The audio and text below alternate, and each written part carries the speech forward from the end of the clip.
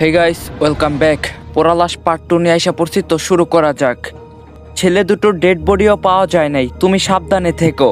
ভয় ভয় ভয় আর ভয়, চারদিকে সবার চোখের ভয় আমাকে আতঙ্কিত করে তুলছিল। কেন সবাই এত ভয় পায়? আদেও কি এসব ভূতের কাজ কারবার না অন্য কিছু?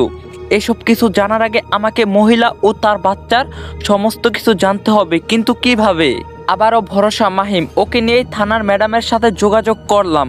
পুলিশ ম্যাডাম তেমন কিছুই বলতে পারলো না, শুধু বলল নদীর সাইডে লাশ পাওয়া গিয়েছিল। তেমন কিছু জানি না, আমি তখন এখানে ছিলাম না, তবে অফিসের পুরাতন ফাইল ঘাটলে কিছু জানা যেতে পারে। তখন আমি বললাম, আপনি প্লিজ সেটাই করেন, আমার এসব ঘাটতে খুব ভালো লাগছে।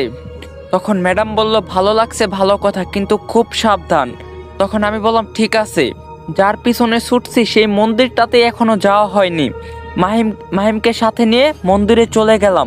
একটা বয়স্ক পুরোহিতকে সব বললাম। পুরোহিতের চোখে ভয়ের আতঙ্ক। আমার কথা শুনে পুরোহিত বলল, তুই মরবি, নির্ঘাত মরবি। এরা শয়তানে এমন করে, তুই চলে যা। তখন আমি বললাম, আজব লোক, কিছু না বলে চলে গেল, আবার ভয়ও দেখিয়ে গেল। মাহিম আমার কথা শুনে বলল, সবাই এত করে বারণ করছে, তবুও তুমি এটার পিছনেই ছুটবেই। তখন আমি বললাম, তোমার ভালো না লাগলে তুমি যাও, আমি ছোটবেলা থেকেই জেদি। এই রহস্যর উদ্ঘাটন করতে না পারলে আমার শান্তি মিলবে না। তখন মাহিম বলল, না, আমি আছি, তোমার সাথে আছি। আমি আর মাহিম হাঁটা শুরু করতেই বটগাছের একটা বিশাল ডাল আমাদের সামনে ভেঙে পড়ে। অল্প একটুর জন্যই আমরা দুজনেই প্রাণ রক্ষা পাই। এটা দেখে দৌড়ে পুরোহিত মশাই চলে আসে। তুই চলে যা, তোকে সাবধান করছি, এসবে নাক গলাস না। তখন আমি ওখানে আর সময় নষ্ট না করে চলে আসলাম। অমাবস্যা আসার অপেক্ষায় থাকলাম, আরো 25 দিন হাতে আছে। আপাতত এসব কিছু মাথা থেকে বেহত্ত রাখি। রাতে ঘুমিয়ে আসি, হঠাৎই অনুভব করি আমার গায়ের উপর থেকে পাতলা চাদরটা কে যেন বারবার টেনে দিচ্ছে। আমি 2-3 বার করে উঠিয়ে নেওয়া সত্ত্বেও সেম কাজ হচ্ছে। মাথার কাছে থাকা বাল্বের সুইচে চাপ দেওয়ার পরও আলো জ্বলছে না।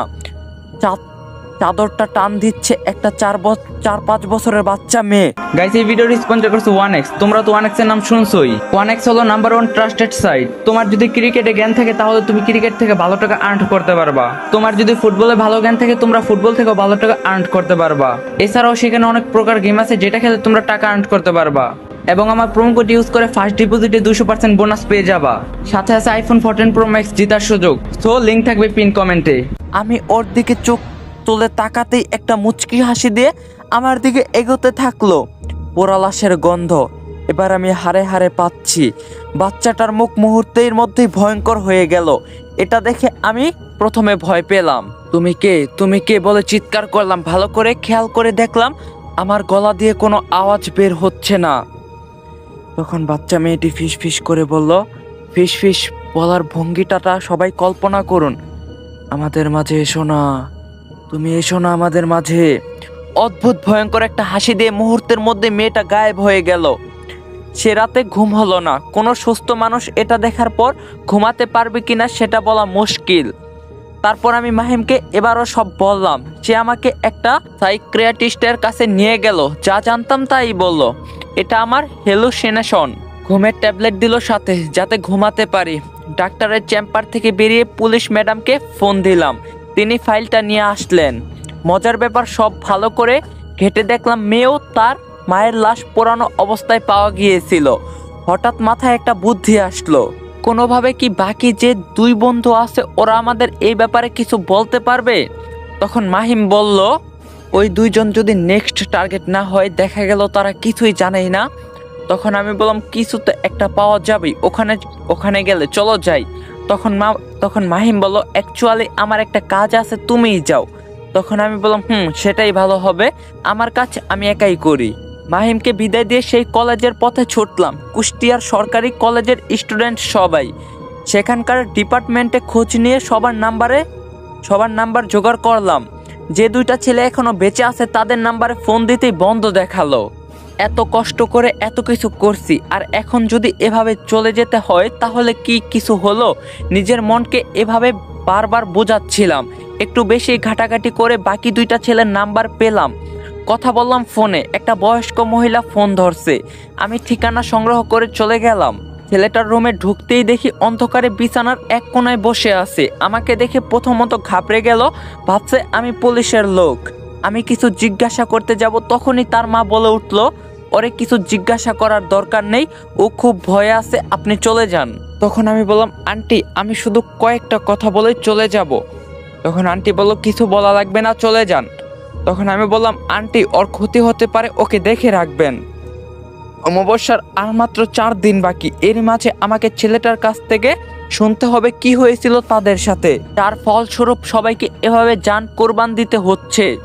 এই কয়েকদিনে আর প্রাইভেট নাম্বার থেকে কোনো টেক্সট আসেনি।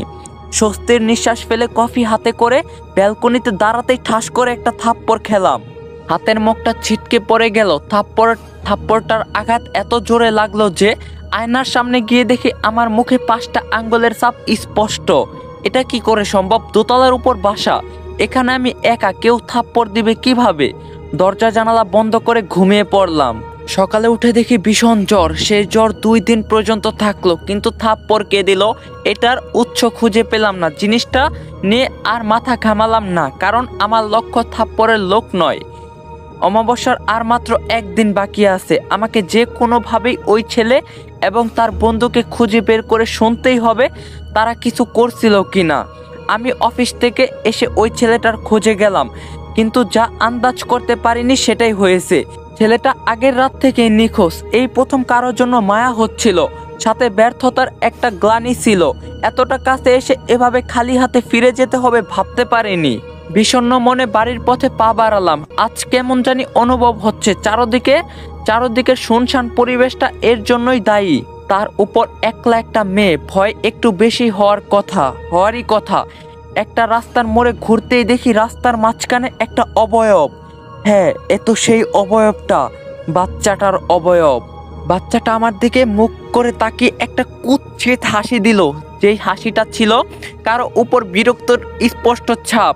মুহূর্তের মধ্যেই আমার সামনে এসে সে আমার গলা টিপে ধরলো এবং বলতে লাগলো, কাউকে বাঁচাতে পারবি না, নিজের জীবনের মায়া নেই তোর? তখন আমি বললাম, আমাকে ছেড়ে দাও। বলতে বলতে সে আমাকে ছেড়ে দিল। আর সবচেয়ে আশ্চর্যের বিষয় সেটা হলো, সামনে তাকিয়ে দেখি আমি আমার বাসার সামনে। যতটুক পথ ছিল সেইটুক আসতে মিনিমাম 20 মিনিট লেগে যাওয়ার কথা, কিন্তু সে পথ চোখের নিমেষে কিভাবে আসলাম সেটা ভাবার মতো বুদ্ধি আমার মাথায় সে সময় আসছিল না। রুমে গিয়ে দেখি সেদিনের মতো পুরোটা রুম ছাই দিয়ে ভরা। সেই ছাইয়ের ভিতর থেকে একটা উদ্ধট মাংস পচা গন্ধ আসছে। মাকে ফোন দিলাম। মা আমার সাথে আবল তাবল কিছু হচ্ছে। তিনি আমাকে একটা হুজুরের সাথে কথা বলতে বললেন, কিন্তু আবার ভাবলাম হুজুরের সাথে কথা বললে তো আমার রহস্য উদ্ঘাটন করা হলো না। পরের দিনের আশায় থাকলাম, এই রাতে যেভাবে হোক আমি মন্দিরের কাছে যাব। একাই যাব, আর ভয় পেলে মাহিমকে ডাকবো। সেদিন অফিস থেকে ফিরে নিচের ভাবিদের সাথে আবারও কথা বললাম। ভালো করে শুনতে চাইলাম এই মা মেয়ের রহস্য কি। একজন আমাকে বলল, এক রাতে এই দুজনের লাশ পাওয়া গিয়েছিল ওই মন্দিরের ধারে, কিন্তু কারা মারছে কেউ জানে না। মহিলাটির স্বামী বা আপন কেউই নাই। সে ওই ধারটাই এলাকায় একলা মেয়ে নিয়ে থাকতো, কিন্তু কারা যে তাকে মারলো? তখন আমার মাথায় কয়েকটা প্রশ্ন ঘুরপাক করতে থাকলো। 1, মহিলা মেয়েকে কেন মারা হলো? আর 2, ওই 10 বন্ধুকে কেন বেছে বেছে হত্যা করা হচ্ছে? 3, অপরিচিত একটা নাম্বার থেকে আমাকে কে মেসেজ দিচ্ছে? আর 4, আর অমাবস্যার রাতে গরু ডাকার রহস্য কি, আর কেনই বা তাদের পুড়িয়ে মারা হচ্ছে? 5, 9 মাস আগে মারা যাওয়া একটা লোক কেন আমাকে লুকিয়ে লুকিয়ে ব্যালকনি থেকে দেখবে? মাথাটা পুরাই আওলায় গেল। আমি জানি আমার ছোট্ট মাথায় এত প্রশ্নের উত্তর একসাথে দিতে পারবো না, কিন্তু আমি এর পিছনে ছুটবই যতক্ষণ না আমি এই পোড়ালাশের হত্যাকারীকে খুঁজে পাচ্ছি। গাইস, আজকের পার্টটা এখানে এন্ড করে দিতেছি। কালকের পার্ট ইনশাল্লাহ অনেক বড় দেওয়ার চেষ্টা করবো। আর তোমরা যারা চ্যানেলে নতুন আছো অবশ্যই চ্যানেলটা কিন্তু সাবস্ক্রাইব করবা, কারণ 100K সাবস্ক্রাইবারের খুবই কাছাকাছি আমরা। তো চ্যানেলটা সাবস্ক্রাইব করবা, ভিডিওতে একটা লাইক দিবা। দেখা হইব কালকে পার্ট 3-তে। আল্লাহ হাফেজ।